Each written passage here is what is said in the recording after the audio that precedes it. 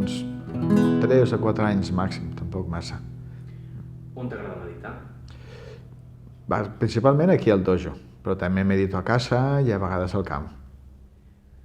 Què t'ha portat a la teva vida personal i professional la pràctica de la meditació? Bueno, moltíssim. I cada cop més, i intueixo que molt més en el futur. Jo soc profe de pintura i també pinto, llavors, clar, s'estan ajuntant dos mons molt interessants. A més, la meva manera de pintar és molt de deixar-me anar, de que el cos pinti i no pinti el cap, i situar-te en una posició mental com més enllà de lo racional, més enllà de lo físic també. I clar, de sobte venen aquests conceptes com Mushotoku i Shiryo, que de sobte s'enganxa tot un puzzle i es va creant tota una estructura molt interessant. Creus que cal tenir un do per meditar? No, de cap manera. No, cap do. El maco de meditar és que és accessible a tothom i no tens que estudiar-te cap tipus de lleis profundes ni els 15 camins de les 15 portes, de les 15 no sé quantos, vull dir que simplement t'assentes i intentes connectar amb tu mateix. Recordes què et va portar a iniciar-te a la meditació?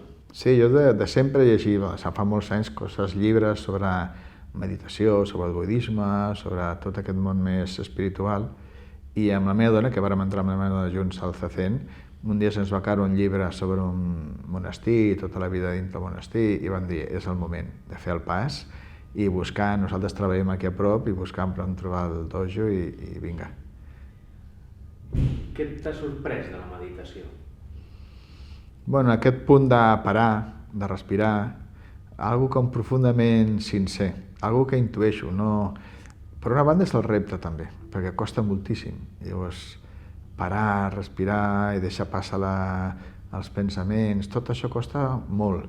I aquest repte també és molt interessant, però hi ha tot un món com d'autenticitat, d'essencialitat, de tot aquest món que ens envolta i saber que estàs amb tu mateix i que connectes a la vegada amb tot. Hi ha alguna que ara són masses paraules, no? Però hi ha alguna que profunda allà dintre, com un petit diamant, que saps que és el camí.